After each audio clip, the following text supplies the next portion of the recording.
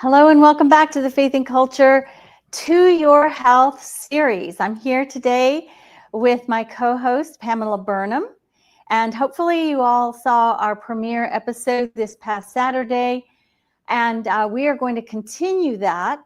Pamela was telling us about plants and how we can deal with plants by eating them and the nutrition that comes out of them and the health benefits that we get from that. And I think we had gone through the heart health from the plants. So we're going to continue that conversation. Hi, Pam. Thanks for being here. Hello, Catherine. Thank you so much for having me. Yes, ma'am. I'm so excited that we're working together on this. Yes. So if you're out there watching and you have questions, please put them in the chat and we will do our best to answer your questions. So let's pick up to where we left off. We talked about choline and all this stuff that went through up to this point. There were some good visuals on how it affects the vessels in the heart and the aorta and a lot of the other vessels in the body, carotids and whatnot. Choline was what we were talking about. So this is some extracts from some studies. Just a few quotes I'm going to hit. I don't have to read all of this. I know it gets pretty heavy and boring and don't want to put people to sleep, but a few of them compared to men who hardly ate any eggs, men who ate even less than a single egg had a significant twofold increased risk of prostate cancer progression. And what they figured is, maybe it's the choline. And the reason I point this out is because my husband has a strong history of prostate cancer. A lot of men do.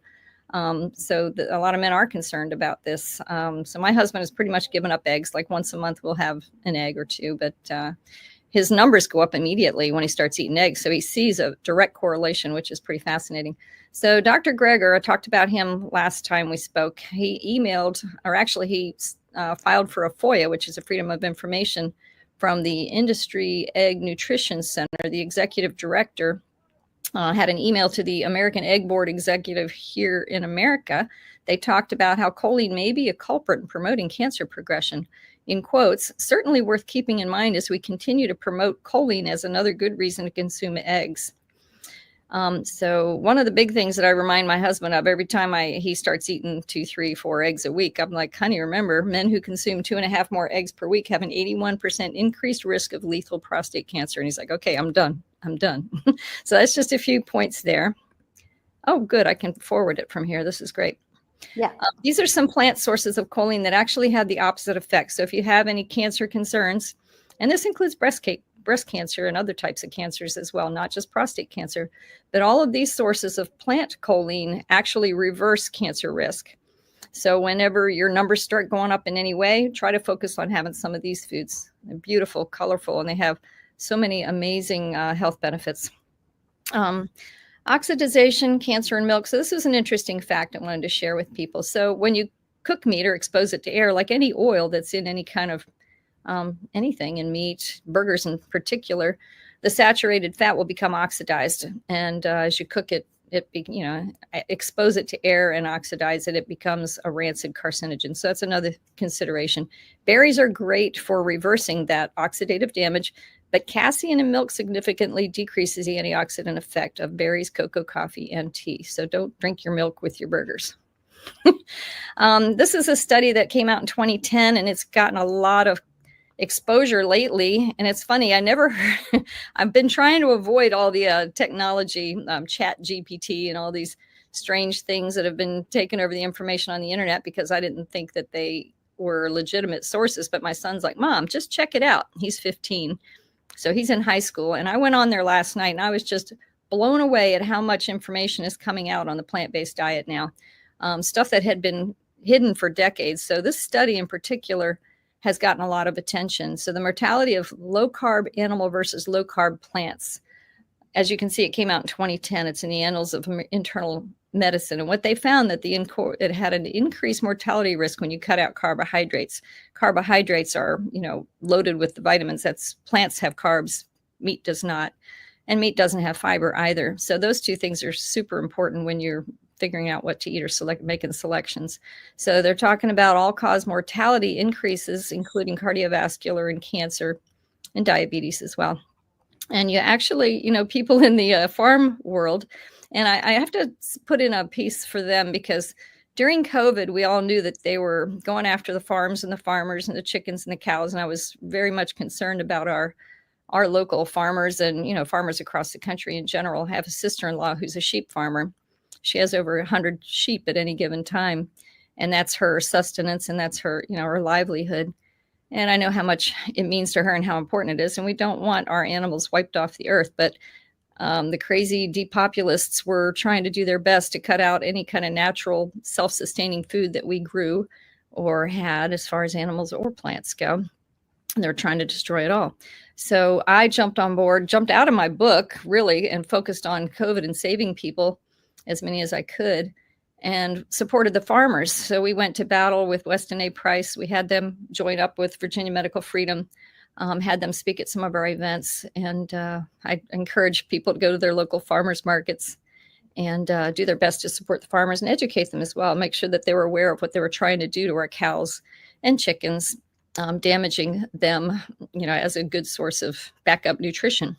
So funny thing is, people in the meat-based world want to say that there's nutritional deficiencies in plants. But as you can see here, this study shows that there's nutritional deficiencies when you decrease plants.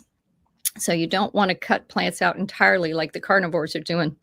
Their diet's only going to last for about 6 months before they start having all these other issues. Kidney damage, ketosis is a big problem. They're going to end up with bad breath, headaches, fatigue, weakness. These are things they saw in the study. Cardiovascular problems and cancer, as we mentioned earlier. Wow. Potential nutrition imbalances, that's all included in that first part there. But again, people's responses to a low-carb diet vary, and people have to make decisions for themselves what's best for them. Ooh, that slide's a little busy there. It didn't look like that before. I know. Sometimes it does that. I don't know. Strange. Okay, no worries. Like it. So benefits of a whole food plant-based diet: telomeres are lengthened, and you get an increase in your life expectancy. I think they said by about 7 years. The blue zones, which I worked in California, I actually took care of some patients from a blue zone, Loma Linda, California. They have the most centenarians and supercentenarians in population on Earth. They have the most people living to over 115, 120. 115 is, the reality. There were only 5 places on Earth identified as blue zones, and hopefully that number is increased, because it was definitely some great evidence of how healthy plants can be. So the plant-based diet reduces the need for regular fasting and autophagy, as we refer to it. Less work for your cells to remove dead debris, prions, spike protein, and it supports your mitochondria, provides for a clean body, clean mind. There's no carb counting necessary. You can eat all you want and still lose weight. You can lose weight without exercise, which is not recommended, though I did do that for a while there when I was writing my book and when I was helping to take care of people. I didn't have time to exercise, but the weight still came down remarkably so. I'm in my 60s, so it's helping to keep me a little younger than most of the people I know in their 60s. So the cancer-causing white sugar, white salt, replaced by plants, naturally kills parasites and other bad critters that can get into your body. So things like garlic, lemon, honey, cayenne, sweet wormwood, which is also ivermectin, neem, turmeric, clove, pumpkin seeds, all these things help relieve a whole bunch of ailments, which I directly experienced when I went in for that surgery. And the surgeon that I had signed up with required that I go on a strict whole food plant-based diet for 6 weeks prior and 6 weeks after. Never felt better in my life. And when I started incorporating other foods back into my diet, like the butter and the sugar and the cheese that I loved so much, I started having all the problems come back. So ever since then, which was about 10, 12 years ago, I have not gone back. Clean start. You asked for directions on how to get started on this, so I put this in here. Clean out your cabinets. Get rid of all the processed stuff, anything with the added salt and sugar. Get it out of there. Make sure get yourself organized. I have some beautiful little containers all lined up, especially for making my smoothies every morning. Stock up on natural grains, legumes, beans, peas, and lentils. You can get bulk of these items from Azure Standard, which is a company that I absolutely love. They jumped up on the scene when they saw what was happening to the farmers all over the country. So they supported them, encouraged them to grow organic, non-GMO type food.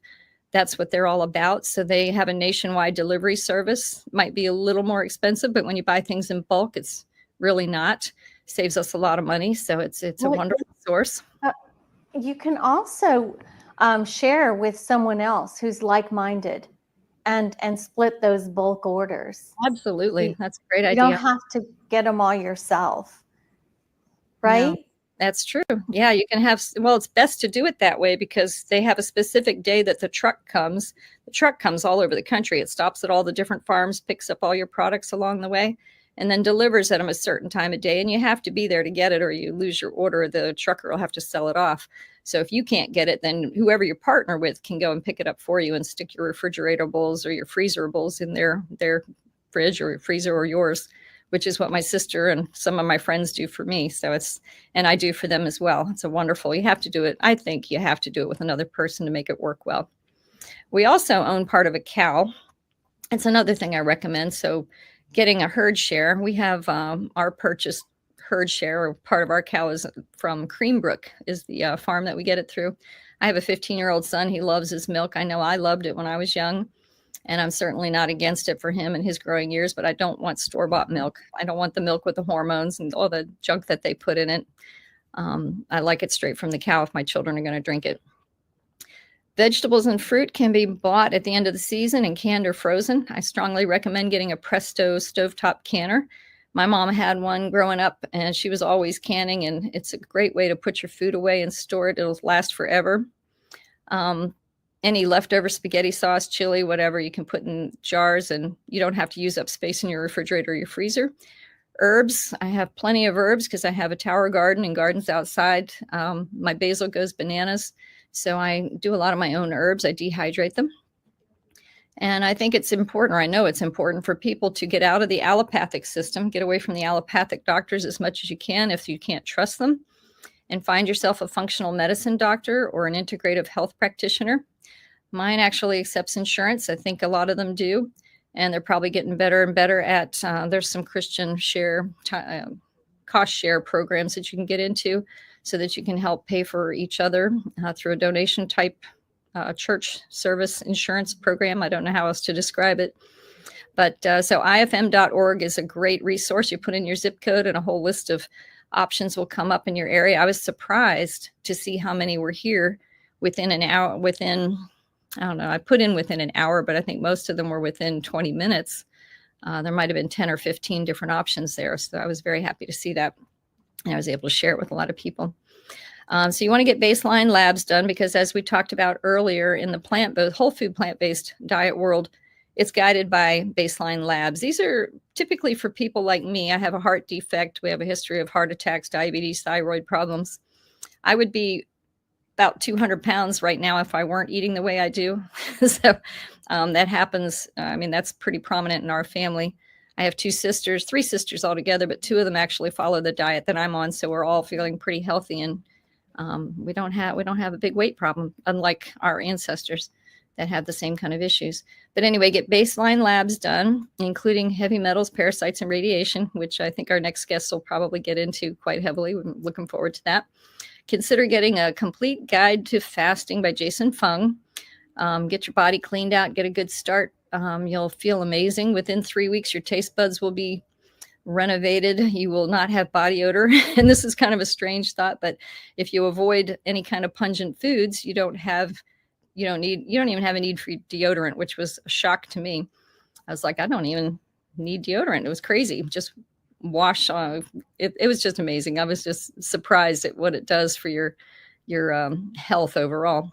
Anyway, the FLCCC has a lot of that information on their website as well. So if you can go on there, they have a great search option where you can find a lot of great information on fasting and extended fasts. Earth Clinic I have up here. I think that is an amazing resource. And it's for all your general stuff and some not so general things. You can get some great advice on here. And what it is, it's kind of like, I don't know, it's the whole world is intercommunicating on there, and they've got a lot of reviews and suggestions, and they're telling you about what worked for them, what kind of ailment they have. My son and I use it all the time for, infections or cough or warts or ulcers. You can find cures for anything. You don't have to run to the doctor for everything. So all diets tend to lack some nutrients, as we talked about earlier, our soil has been damaged or depleted, and even some of our plants don't provide enough nutrients. So you do have to have supplements. B12 used to be available way back when, before all this commercialization of our food and all the damage that's been done to our land property. B12 used to be available in the lakes and streams.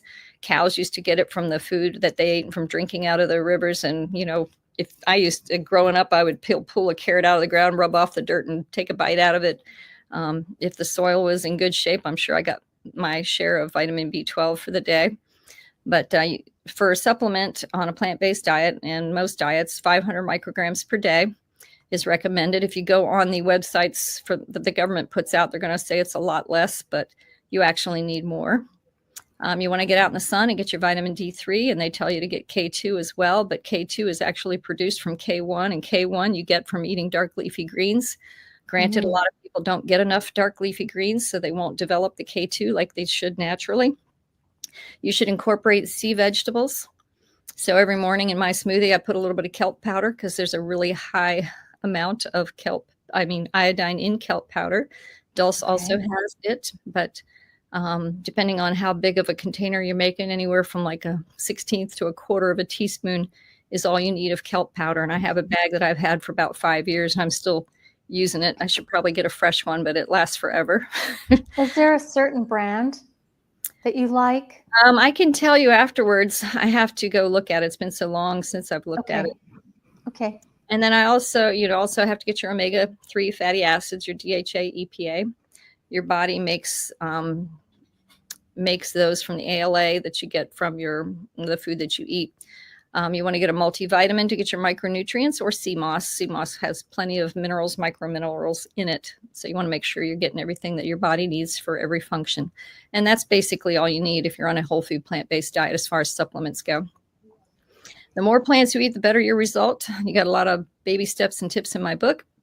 If you choose to eat meat, eggs, dairy, go to your local farmers like we talked about earlier and keep it to a minimum. Make sure you exercise or move daily. Walking, biking, yoga, humming, deep breathing slows your heart rate down, slows down your adrenaline flow, and decreases histamine and inflammatory responses.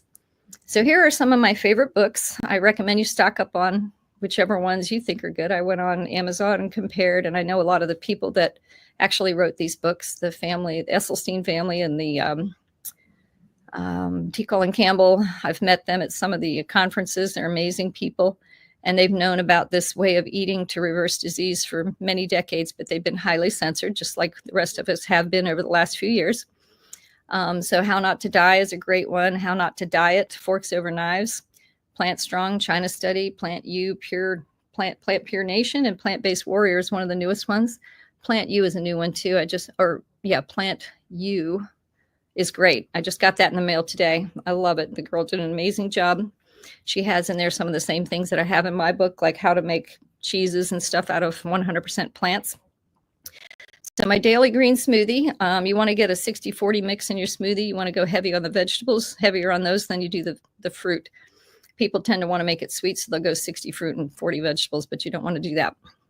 Always put dark leafy greens in there. And like we talked about earlier, the sea vegetables, the kelp powder or dulse, carrots, banana, berries, flaxseed, chia seed, pumpkin seed, Brazil nuts. You need the selenium from your Brazil nuts to go with your sea vegetables for your thyroid.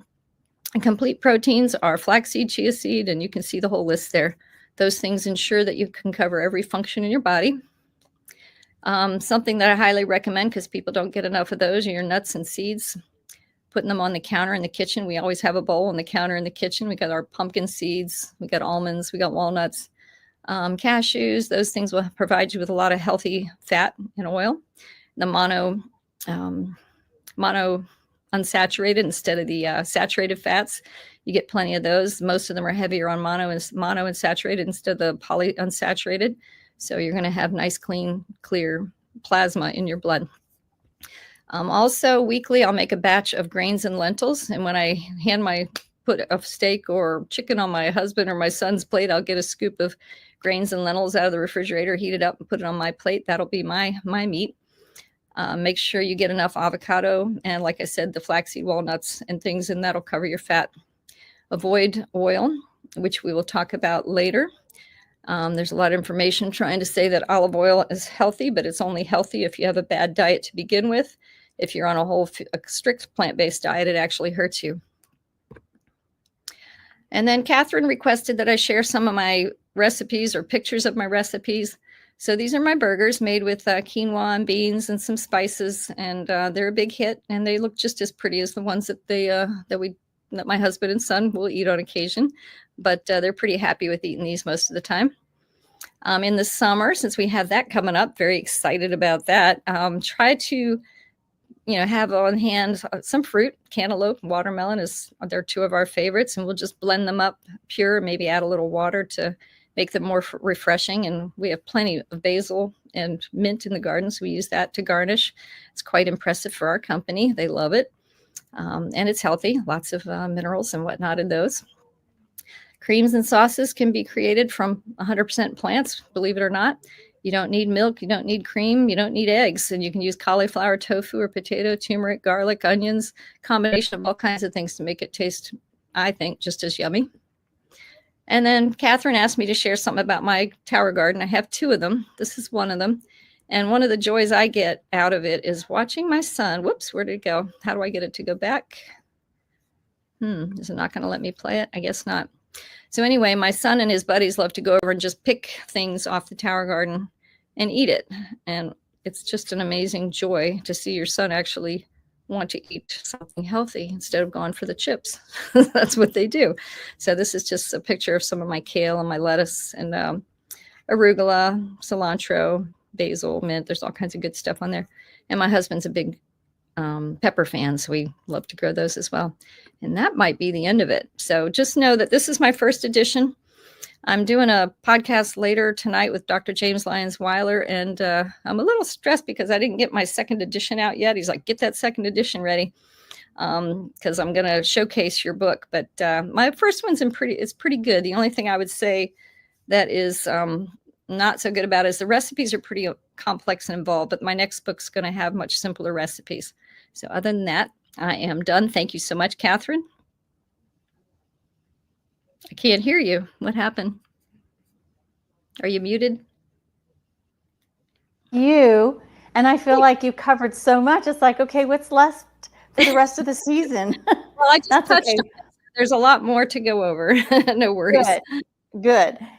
All right. So we're going to segue into our next guest, Amanda Powell. And we're going to talk about the environment. I want to introduce Amanda because after this short clip, it's going to be about 3 minutes long. So just be patient. I want you to focus on what's being said out there. It'll be from Geoengineering Watch, if any of you have heard about Dane Wigington. But first, let me introduce Amanda.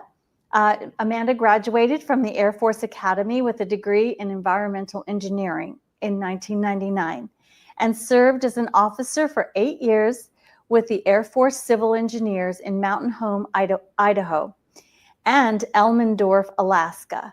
Her last assignment as a captain was chief of the readiness flight that managed emergency planning and disaster preparedness for the entire base. That's a big job. Her responsibilities included equipping her unit with personal protective gear and wartime equipment to ensure readiness for worldwide deployments, organizing response training and exercises for natural disasters, environmental pollutant spills and hazardous events, base attacks, and chemical, biological, and radiological warfare events. She finished her time in the Air Force Reserves, reviewing and amending Air Force emergency preparedness and disaster plans for 2 more years until she became a full-time mother. Amanda is currently a homeschooling mom who enjoys studying the Bible, history, and health and wellness topics. She is a published author of the book Food in the Bible that does a deep dive into what the Bible has to say about food and health, with extensive research into the nutritional science and history that supports its ancient wisdom. If you missed episode 123, I would highly recommend going back and taking a look and listen to our discussion on food in the Bible and health, just like we did right now, and we're going to continue to do as long as this series lasts. So let me bring on, we'll start this little film clip, and then Amanda will join us.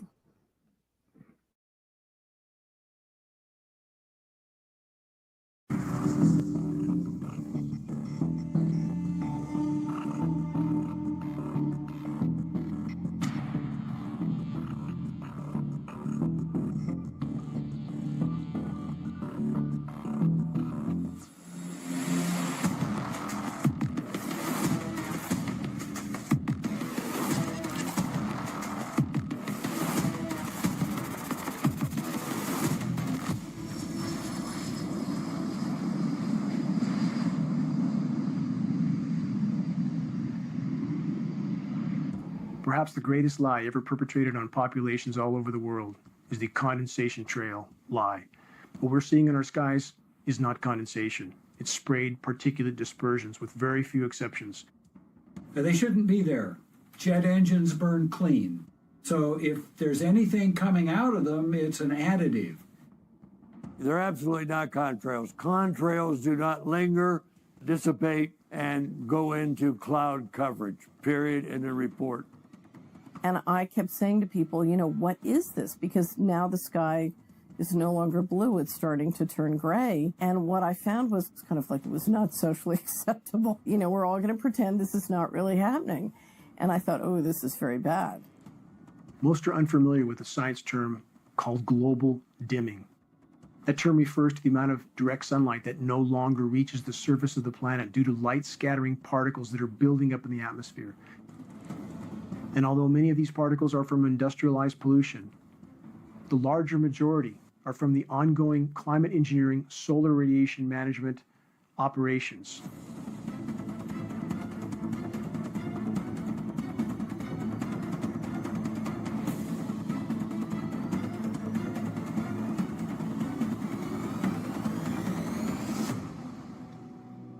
This engine, a high bypass turbofan jet engine, this is the engine that is on all military tankers and all commercial carriers, is in essence a jet-powered fan. 90% of the air that moves through this engine is non-combusted. This engine, by design, is nearly incapable of producing any condensation trail except under rare and extreme circumstances. And again, we have film footage of aircraft flying at altitude with nozzles visible, turning on and off.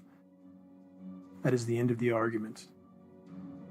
Since even before man could fly, there was an effort to try to modify the weather. We have weather modification patents going back 100 years plus. These are historical films of what can be done with a biplane, a small biplane that carries a very small payload. And that much can be done. How much more can a fully loaded military tanker, KC-10, KC-135, C-17 Globemaster, how much more material can they put in the air? About 500 times more with a single tanker. Okay, so we're going to talk about more serious issues here and get some real advice and instruction from Amanda, who is an environmental engineer, who's trained that way. And she has a presentation for us too. So welcome, Amanda. We're so glad that you would take time out of your day. Being a homeschool mom isn't easy. I know your children are older, but there's still a lot of juggling to do. Anyway, welcome. Thank you. Thanks so much for having me, Catherine. And thank you, Pamela, for that. I was taking pictures of the screen to follow up and study out later. And it was really useful to me because I'm also right now currently the caretaker for my father who has Alzheimer's. And so I've been studying up a lot more on this subject. And it does go along with what we're talking about today. Our environment is not the same as it was in our grandparents' generation.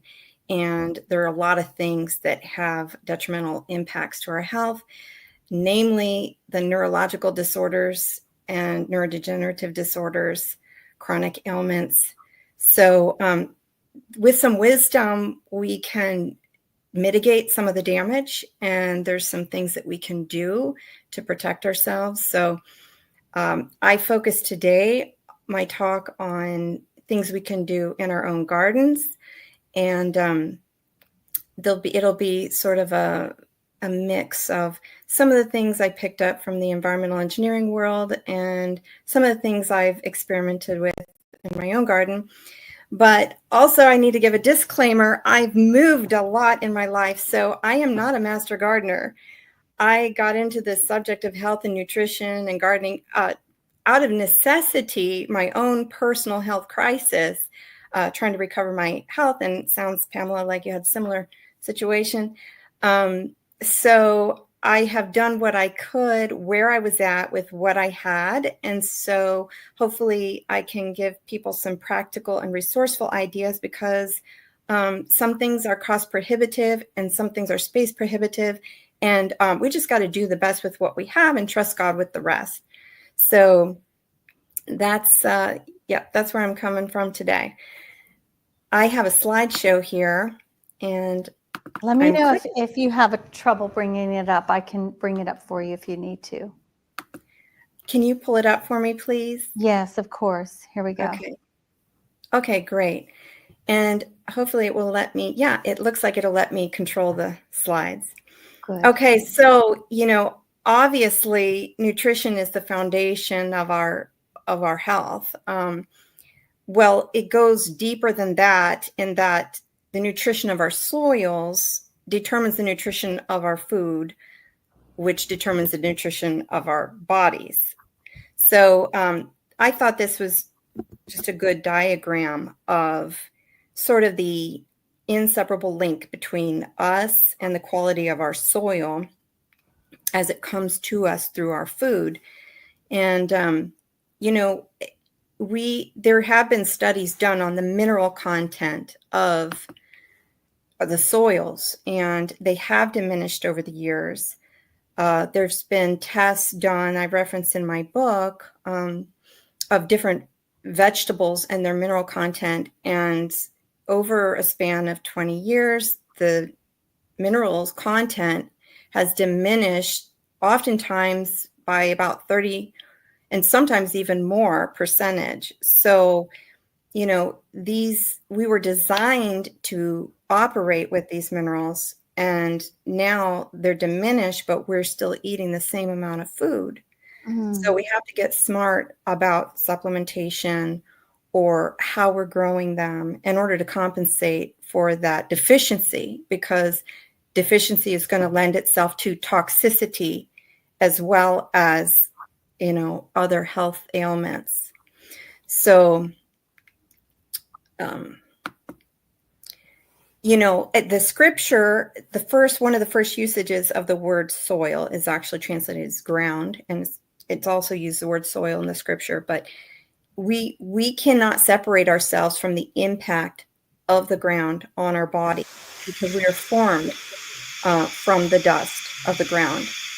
And there, when God made Adam, it said he had not set earth yet, or rain on the earth, and there was no man to cultivate the ground. So there was also immediately a responsibility that he gave to Adam, to man, to be involved in the cultivation, in the stewardship of the ground for his own benefit and for the planet benefit. So, and of course, the curse, that he experienced came through the ground because of his disobedience to God. Cursed is the ground because of you. So his experience of that curse had a lot to do with what was going on the ground. And the word for soil or ground is Adamah. So Adam came from Adamah. Our soil is a non-renewable resource, and so soil conservation is really important. These are the components involved in maintaining a healthy soil. You have to have the proper mineral balance, sufficient organic matter, sufficient pore space, proper pH of the soil water solution, and a healthy microbiome. Just like we hear a lot of talk about our microbiome and how important it is to our overall health and wellness, it's the same with the soil.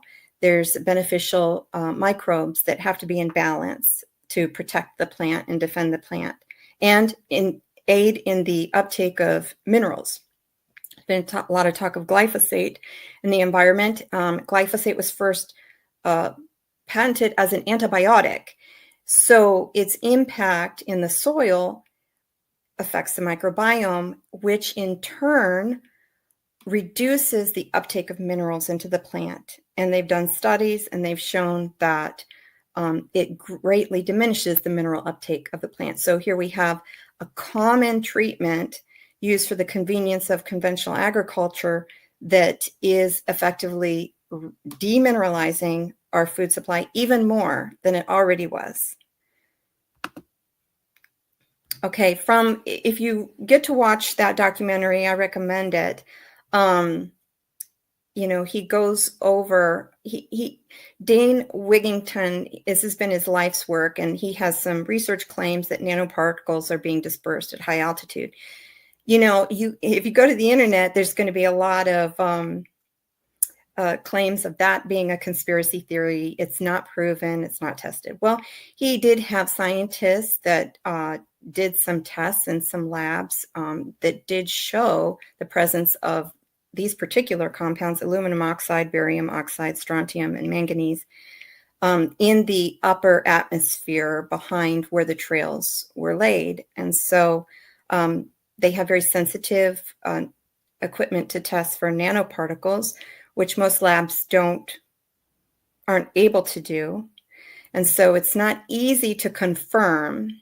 So if there's an interest in not pursuing the research, then it's hard to do to confirm. But there's enough evidence that at least 5 states have actually proposed or passed bills to stop chemtrails over their states. So there's something there, whether you think it's a conspiracy or not. Pennsylvania, Tennessee, Florida, Texas, Iowa, they all have proposed legislation regarding this. So, Amanda, didn't Tennessee actually pass that?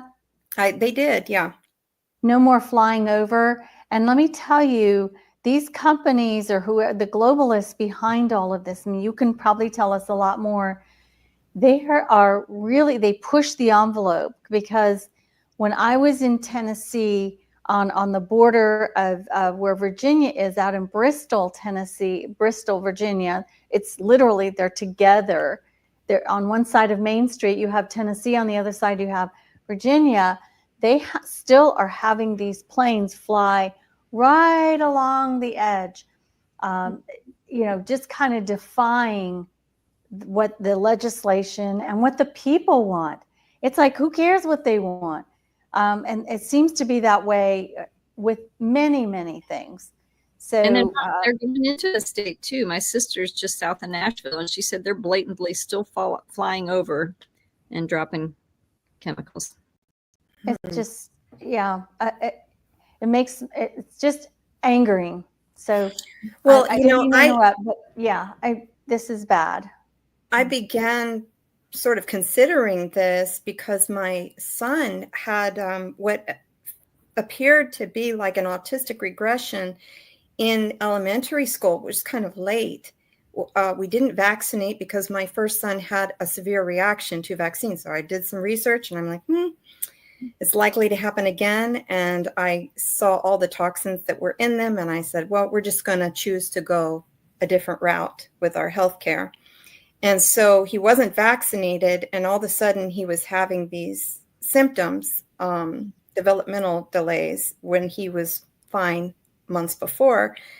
And I got him a Nutrivell panel that showed nutrients and toxins. And he had high mercury in his blood. He had fuel additive in his blood, MBTE, fuel additive, which is, and the doctor said, is your husband a mechanic? Is he working in the shop with him? You know, thinking there's some sort of exposure from working with dad in the automotive shop. No, he wasn't doing that. And then I came home trying to scratch my head, like, where did these exposures come from? And I look up and planes are going over my head, very low level, because we lived right next to the Minneapolis International Airport. And 3 to 5 minutes a day, we had planes going over our backyard, low flying. And it just hit me like, that's it. That's where the fuel additive must be coming from, you know? So we did something called natural method called oral chelation to help detox heavy metals. And he like bounced back, you know, and he's done fine. And I thank God, because, you know, for a lot of families, when those sorts of issues arise, then they go down the medical trail and it's just a never ending dead end. Where can people find the best way to do that, Amanda? Because there are lots of people who live near airports and they can't afford to move. Right. What can they do? Well, there are some detoxification strategies, and you know, Pamela mentioned that it's wise to look into functional medicine. They're more abreast of these sorts of things. And so they would, if you had the guidance of a wise functional or integrative doctor, they could help you to safely approach some of these issues with testing first, and then with a chelation protocol, natural. But, you know, there are options to do it more aggressively with medical intervention, but I chose to just do it through diet slowly over time and focus on nutrition, and it worked. And so I've heard of some kind of bad outcomes from people too aggressively trying to, you know, oh, I'm toxic, I got to get these things out of my body. And then they end up having more acute, severe reactions or Herxheimer reactions from the therapy. So as we talk, I'll touch in a little bit more on this as I go along. Thank you. So the potential hazards to the environment from overhead sprays negatively affecting the soil microbiome. Highly reflective particles reduce direct sunlight, which affects the photosynthesis of the plants and the growth of the plants. Particles act as powerful desiccants, moisture-absorbing substances, or drying agents. I remember last year, I've always had just a little garden plot wherever I've been. Most of the time it's been raised beds or in pots, because I didn't know the status of the soil I was at because I moved so frequently. In my pots, you know, I had prepared and mixed the mix to put in the pots last season, and it was after a real heavy rain, and then we had some windy days and it dried out, and it was the strangest thing. It's like the soil that I had amended and prepared, it was like it repelled water.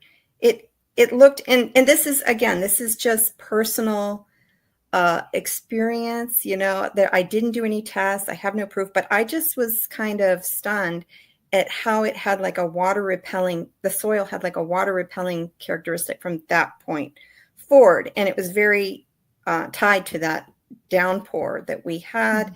And then it just happened suddenly. So even when I had amended with vermiculite and these other things to retain moisture, it seemed to repel the water, and it was hard to keep moist. So perhaps that is what's happening. They can create incendiary dust, contributing to raging wildfires. I know firefighters have been on the record saying, you know, these fires that we're experiencing now, they are much more powerful and unpredictable than they were in the past.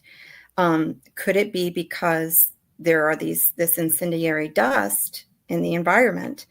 I know in California, they were cloud seeding. It's not like a secret or a conspiracy. Like it's been on the news. There is such a thing as cloud seeding for weather modification that has been in effect and been practiced for quite a while all over the country, all over the world.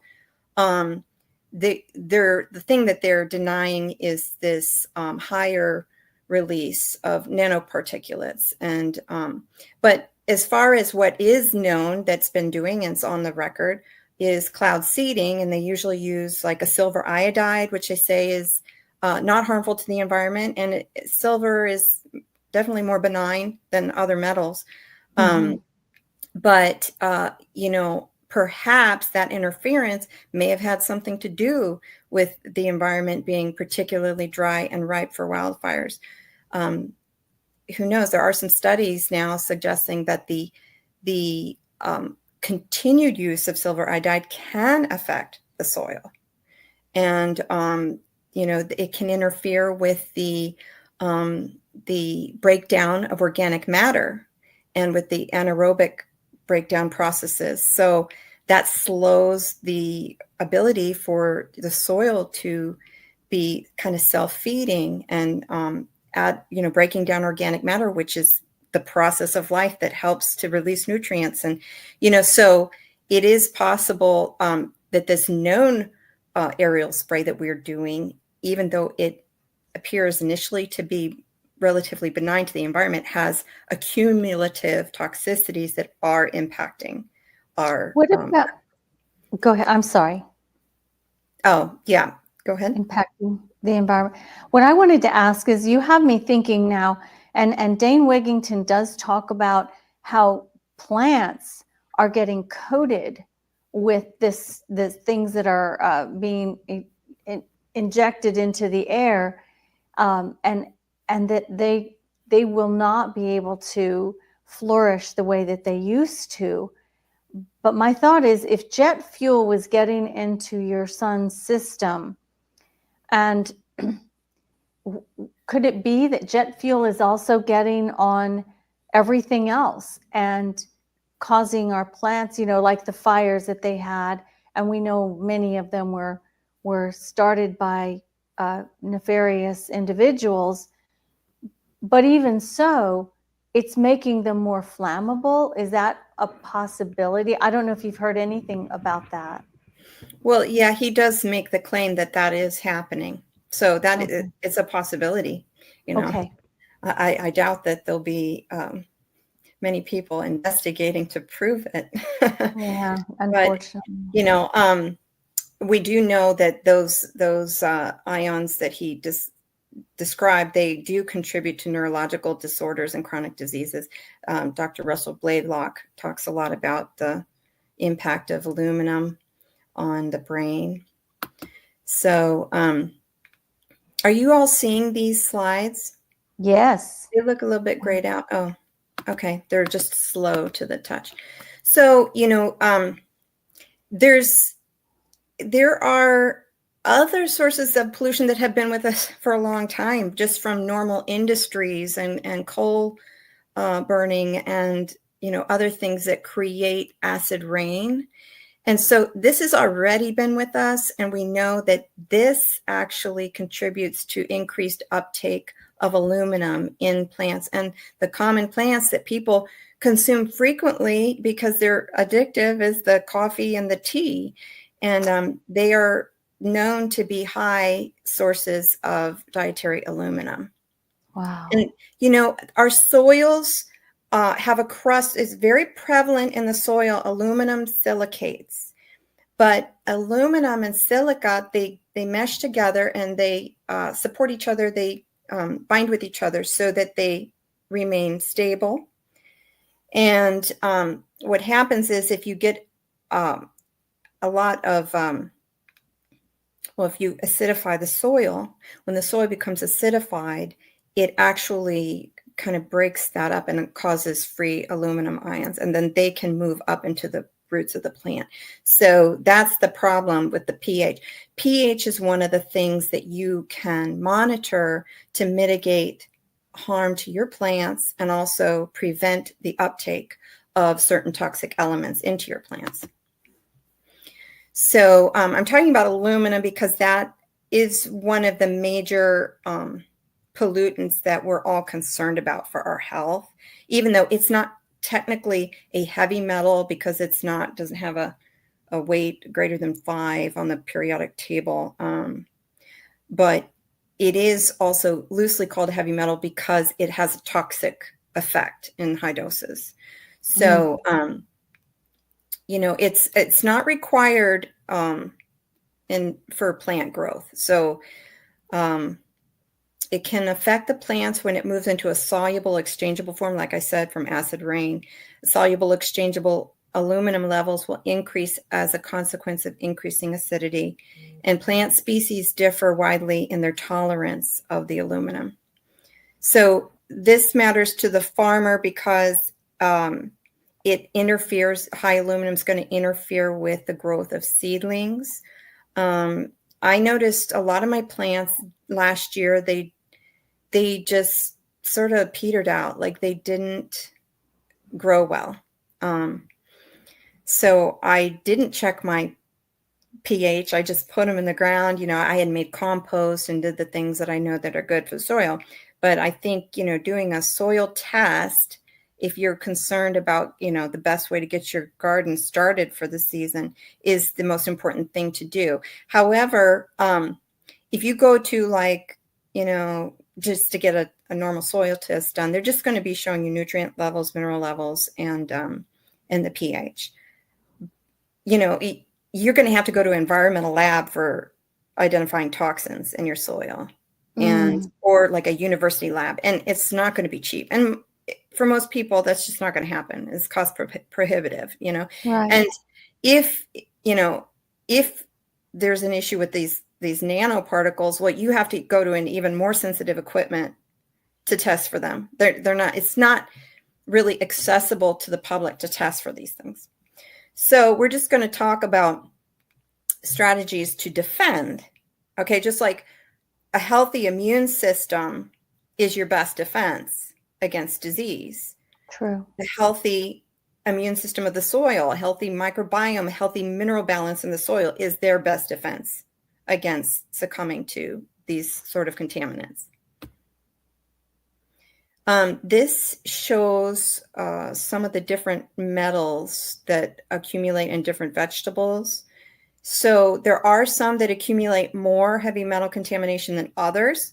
If you have a concern or you suspect that your soil is toxic, then you might want to just be selective about what you're growing. As you can see, potato, garlic, sugarcane is high in these things. Most probably because it's very commercial too, you know, so it's in these depleted soils and whatnot. Okra, tamarind.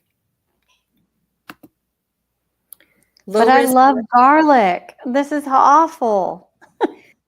Yeah, I know. But I actually still eat garlic. You know, a lot of this stuff, you can have so much knowledge that you just, you know, you just want to hide in the sand, right? So, some things it's like, okay, good to know, but I'm not going to sweat it, you know, because I'm going to do the things that I know to do to help, you know, boost my body and to help boost my soil. And then what else can I do? I can't do anything about it, right? So, so low risk vegetables, tomatoes, peppers, beans, zucchini, moderate risk vegetables, cucumbers, melons, high risk. So the ones that would accumulate more are potatoes, carrots, radishes, onions, collard greens, Swiss chard, lettuce, mint, cilantro. A lot of the leafy greens are accumulators of metals. However, there's a lot of other minerals in there, like selenium, like silica. I'm going to talk about silica, which help to make them inert. So, and cilantro actually, you know, even though it shows a high risk for contamination, it also in your body, when you consume it, it mobilizes metal out of your central nervous system. So if you use a binder with it, then you can actually pull those metals out of your system. One thing that I started doing a while back is if we were eating wild fish that was in a moderate risk category for heavy metal contamination, I would give my family like a little handful of chlorella when they ate it, so that we're taking a binder. We're still getting the nutritional benefits of the fish, but we're taking a binder while we're eating it. So you can just be strategic about things like that. Okay, so there's some... Amanda, sorry to interrupt, but if somebody like gets organic soil and has it contained in a covered atmosphere, like like Pamela has that tower garden, it's in her house, and then if you have a greenhouse, so you have a controlled, you're just using organic soil, fresh organic soil. Are we going to be better off that the plants won't absorb all of these toxins from the soil, or are we still? Well, I mean, in theory, yes, but there is also no way to really get away from all of this. I mean, you got to think you would have to filter your water, which actually I got an RV filter that you can hook up in line on the hose. And it's not like, doesn't take out everything, but it takes out, chlorine is not good for the plants, excessive chlorine. So it takes it out of the tap. It has some carbon in it. It'll take out some metals and other toxins out of the tap source. So you can do, you can think about things that are affordable that you can incorporate in that way, but you're not really totally going to get away from it. But obviously I watched some off-gridders that are like building these high tunnel tower, like, big greenhouses and stuff because they're concerned, or they did see effects in their garden after a grid pattern sprayed over the sky. And so they just put 2 and 2 together. They're like, I got to protect my garden. So, if you have the time and the resources to do that, and it's a fun project, do it. But I think there's some other ways we can use chemistry and some other strategies that can help to reduce the uptake into the plants. One of them that I learned about when I was in the environmental flight is phytoremediation. And this is using plants to clean the air, soil, and water of contaminants. It removes or detoxifies or immobilizes contaminants using different native plants in your garden or in your landscape.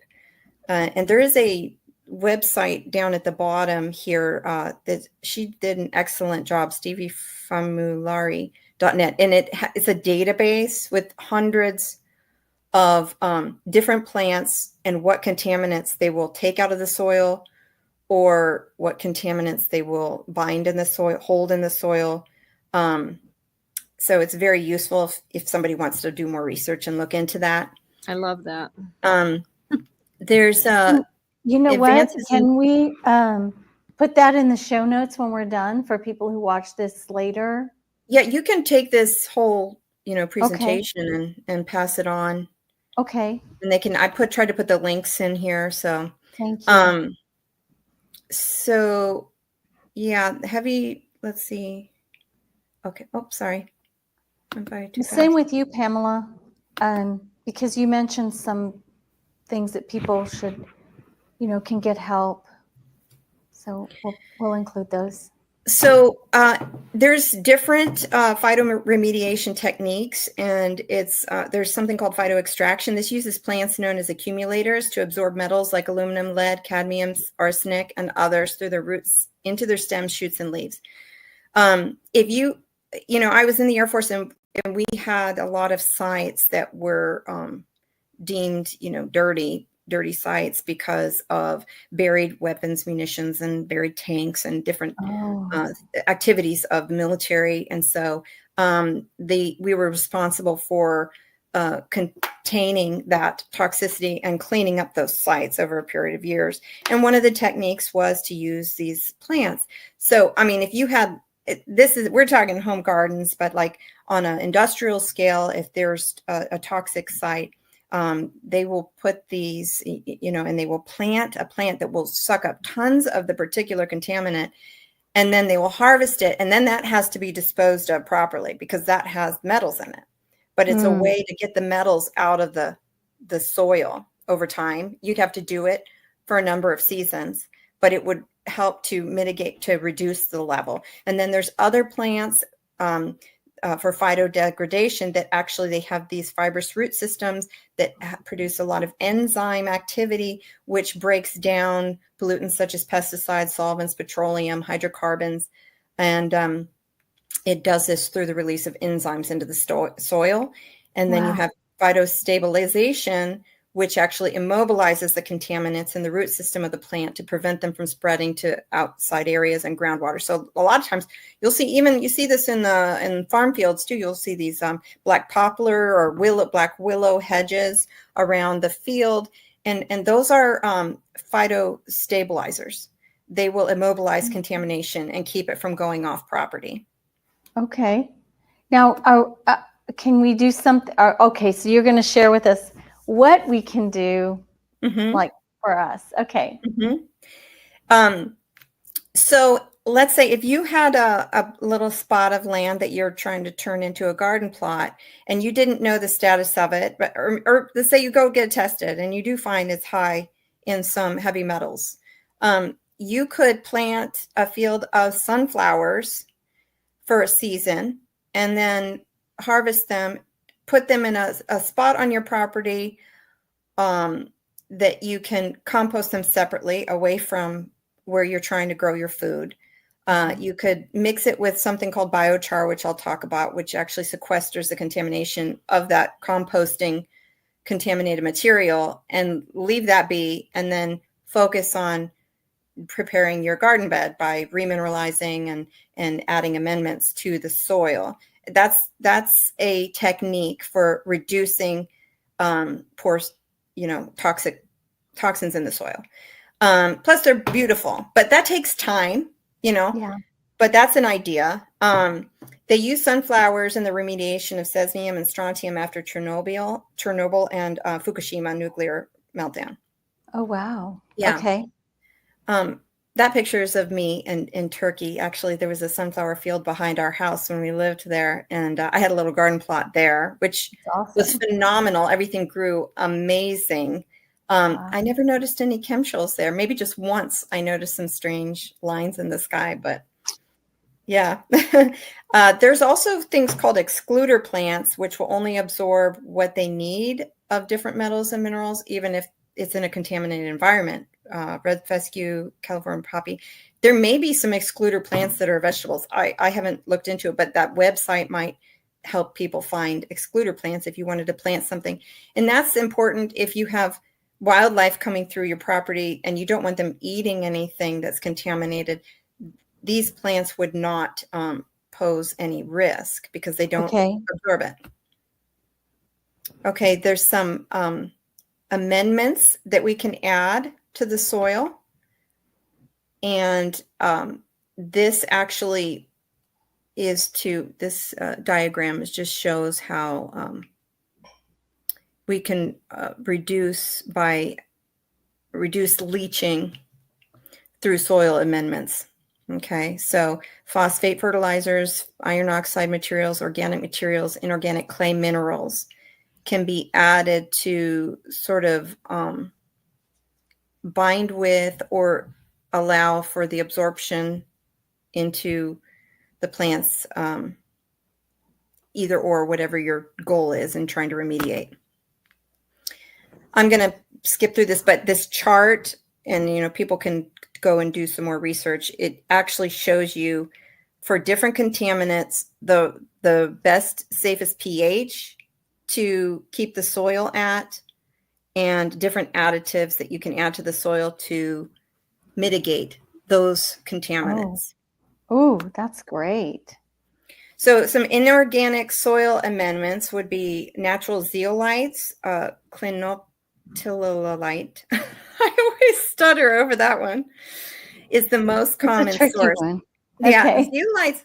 I actually, I've really been fascinated with them this last year. They are formed. They're these crystalline minerals formed with when lava meets seawater. So there's a lot of places around the earth where they have these types of rocks. And they're porous hydrated aluminosilicates with molecular sieve properties. So they're highly effective at absorbing metal cations like lead, copper, zinc, cadmium, nickel. And actually, I've had some friends that have had children on the spectrum, and through integrative medicine, there's an understanding of being able to use zeolites as a way to okay, sorry, I got a little distraction here. I'm in an interview. So be able to use zeolites to okay, thank you. Okay, thanks. Sorry, guys. So zeolites can actually bind with toxins in our own body, with heavy metal toxins, and make them inert so that it's easier for us to eliminate them through our kidneys and our liver and all sweating. It's easier to get them out of the body.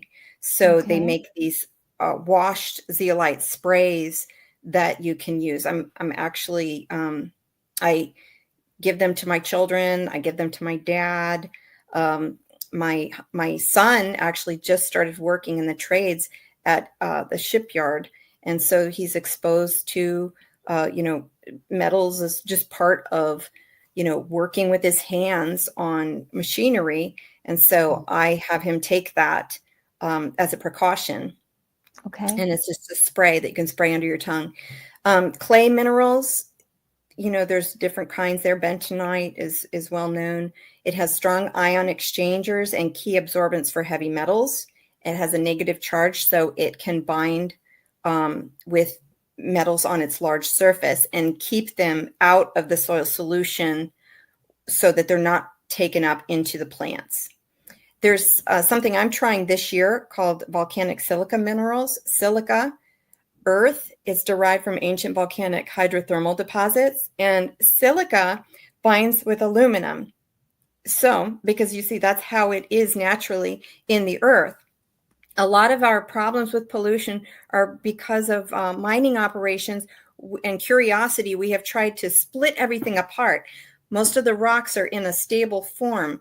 Madame Curie, when she discovered radium, they had to, take it out of, the rocks that it was combined with other minerals in, which kept it less radioactive. Once you start breaking things apart through mining, then you start releasing the beast, And so that's where a lot of our problems come from. But in the ground, it's found as aluminum silicate. And so if you add more silicate minerals to your soil, then that helps bind with aluminum and prevent it from being an oxidizer in the plant. It keeps it more stable. It precipitates it out as being inert.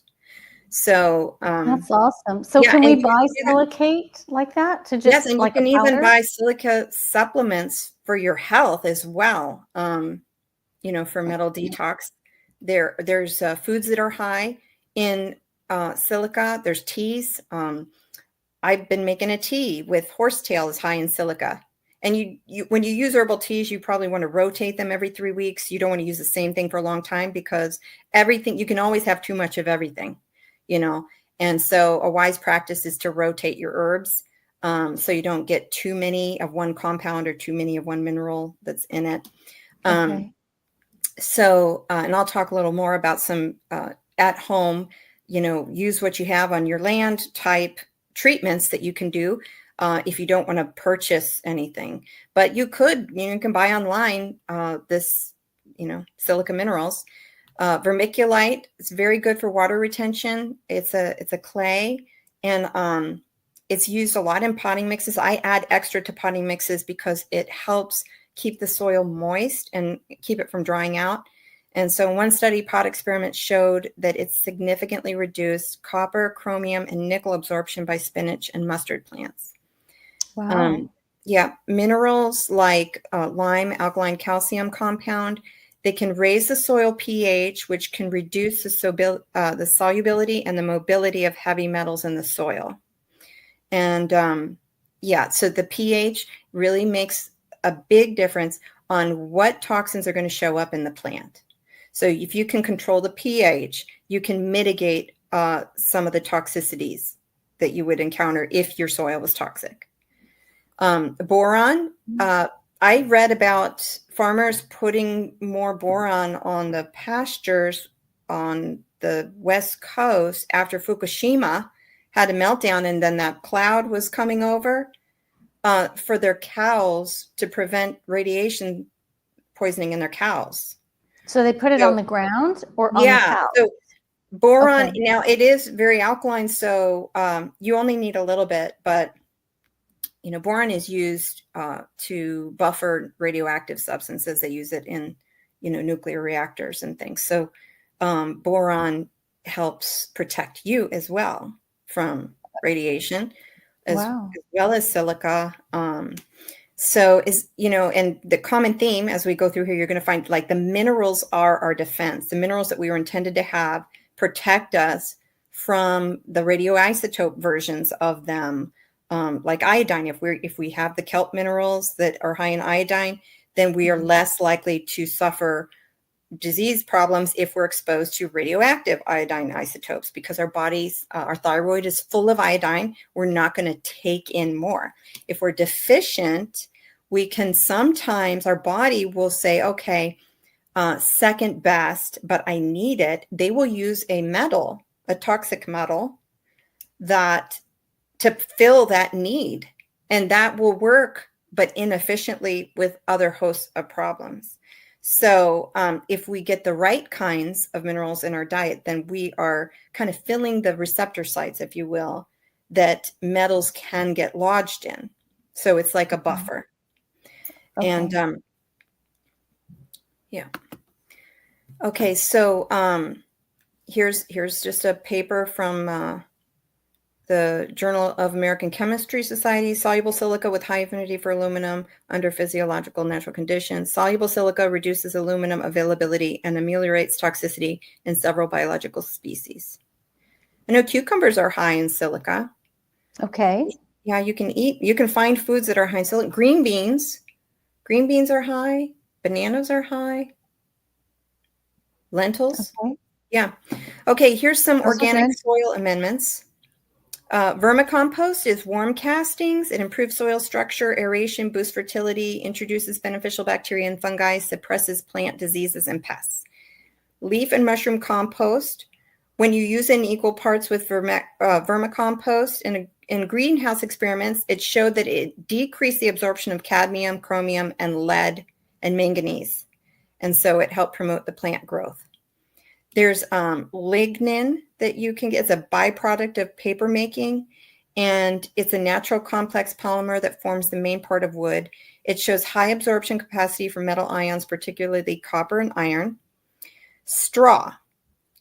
Straw increases the biomass of bacteria and fungi, which helps with transformation enzymes and phytodegradation. So the more you feed the biomass of bacteria and fungi, the more the enzymes can break down pollutants to be less toxic. Okay. But just make sure that your straw is free from persistent herbicides. People were having problems with their compost. They were using straw, and it was actually killing their compost or making it poor. It wasn't degrading like it should, and it was because it was sprayed with these persistent herbicides. So humic acid, even though it's called an acid, it's pH neutral. So like if you added a whole bunch of compost to your soil, it can make it more acidic the more you add. But humic acid actually is like kind of a condensed substance from that, and it's pH neutral. And it can reduce the negative impacts of various contaminants, including microplastics. Humic and fulvic acids, when used with accumulators, actually can increase their uptake of metals for removal. So if you use this, you got to use it strategically. What are you trying to accomplish? Are you trying to do a phyto extractor? Then you could add this to enhance its ability to extract. Or if your soils are clean, you can add it and not worry about it. But yeah, biochar. Okay, so, oops. Biochar is not, there's no standard for how to make biochar, but it's like an activated carbon kind of. It's like it's like charcoal produced without oxygen at a certain high temperature. it does have absorptive properties. And so like you can use it to sequester toxins in the soil, but it also is nitrogen fixing. So if you're going to use it in your planting bed, if you think your soil is toxic or you know it is and you want to do something about it, if you use it, you need to charge it with like a liquid fertilizer first before you put it in the soil. Otherwise, it will reduce nitrogen that's available in the soil, which you need for plants growth. Okay. So here's some things you could do at home if you have access to, like on a hike, if you find patches of horsetail is high in silica, you can make weed teas, fermented weed teas. Comfrey tea is amazing. Comfrey pulls nutrients and minerals from deep within the soil because it has deep taproot to the surface. Then you take the leaves and you mix it in water and you cover it up, you stir it occasionally, and it ferments. And over a couple of weeks, you have this nasty smelling liquid, but it does wonders for your garden. And it's high, the horsetail is high in silica, but they're both high in all sorts of minerals that your plants need. And they help them resist fungal diseases because there's, the bacteria also, it feeds the microbiome of the soil, just like fermented foods feed our bodies. And they help protect the microbiome of our gut. Okay, so we're close to wrapping up here. I know I was trying to go fast for the clock. I'm fascinated by this. This is called a mineral wheel, and they've been using mineral wheels with livestock for a long time, and it shows antagonist relationships between minerals. So they've used this in veterinary medicine to know how to supplement their animals to counter certain toxicities or toxic exposures or problems related to a toxin. So, for example, like you can look at it, the lead at the top and the purple, if you have calcium, zinc, and phosphorus, then you can help mitigate, or, it's an antagonist to the lead. So that's minerals you can add to the soil to prevent the toxicity of that lead. This is based off of the biological replacement of elements theory. And I think it has a lot of merit. I put the website here that this is from, but I really like this webpage because he did a good work in researching and compiling all of the studies he could find that show these mineral relationships. And he suggests, a mineral balancing program for understanding longevity, how minerals interact in the body, and how to naturally detoxify of toxic elements. So This is a way to safely detoxify. If you're remineralizing, if you know you have a toxicity, you can remineralize your body strategically with, targeted nutrients and minerals. And I thought this was really interesting. This Dr. Paul Eck, he was kind of a pioneer with this mineral wheel. There was something else that he did. I'm trying to think. I think it was in relation to these mineral wheels, but there was something else that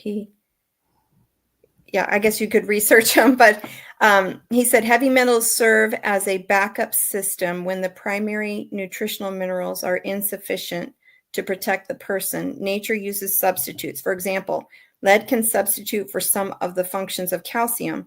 In bones, lead can substitute for calcium if calcium is deficient or cannot be utilized. Of course, lead will also make the bones brittle, but this is just a price that must be paid for using a backup system.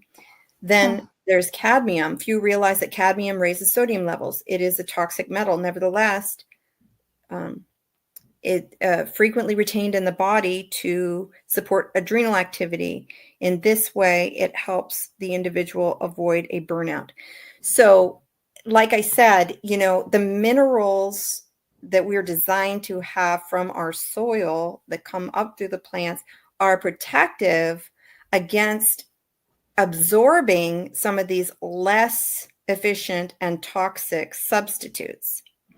So that is, as far as for health, that's where our focus should be. I would recommend people get a really clean salt, like a Redmond's Real Salt, which is, it's from a pure, pristine, ancient seabed in Utah. So it's one of the cleaner sources that you can find of salt. There's Himalayan pink salt. I guess it varies where you get it from, but there's also Celtic sea salt, which is still, I think, okay. But, with the sea salts now, they're finding microplastics, and that's a whole nother thing. It affects hormones, the plastics. And Wow. so, yeah, but there's, we can be hopeful, because it's not just, it's like, what can we do? We have a God. We have a God who loves us. We know him if we have received Jesus Christ, repent of our sins, been baptized, been filled with the Spirit. We can get wisdom for our specific situation, for our specific garden. Pray about everything and all things, pray without ceasing. And I'm always amazed at the little tidbits that come into my purview when I'm asking about a problem or a solution or how to fix something. And the knowledge will come if we're asking him, So that's, just be encouraged. We're not alone in this dark time that we're experiencing with all of these assaults and onslaughts. And it could be a rocky road here forward, with all that's going on politically and everything. But I wanted to finish with this one slide that, if you could go back. Okay, yes, of course. We're talking about, in the beginning, man was taken from the soil, the ground, Adamah. Adam came from Adamah. And and it was, after the curse that, the scripture says, cursed is the ground because of you. When Cain killed his brother, it says, now you are cursed from the ground. When you cultivate the ground, it will no longer yield its strength. So the consequence that Cain experienced for murder was coming to him from the ground. And there's something spiritual that's involved also. And it's blood guilt on the land. So the scripture talks from Leviticus about the land vomiting the people up. It says, do not defile yourself by any of these things, for by these things the nations which I am driving you out from have become defiled. He goes into a long list of sexual immorality, child sacrifice, and murderous activities. And these things actually cause a spiritual principle that will cause the land to vomit the people out. So the land is involved in the judgment for these abominations, as God's word calls them. And I just think, the abortion in our country, like it is tied to judgment of the land. There's another contaminant that people don't think about, but the wastewater sludge that comes out, they try to repackage it, process it, package it for biosolids for fertilizer. Well, that's a huge problem, because it is often contaminated with heavy metals, but also the filth that is in that. I don't care how long you cook it, it's going to be a source for potential, pathogen, parasite contamination, heavy metal toxicities. I mean, there's blood and feces and every nasty thing in there. And that is actually being authorized for even some commercial crops now. Wow. So, talk about putting blood guilt on the land. It's physical as well as spiritual. And we are going to experience negative consequences if we continue in that way.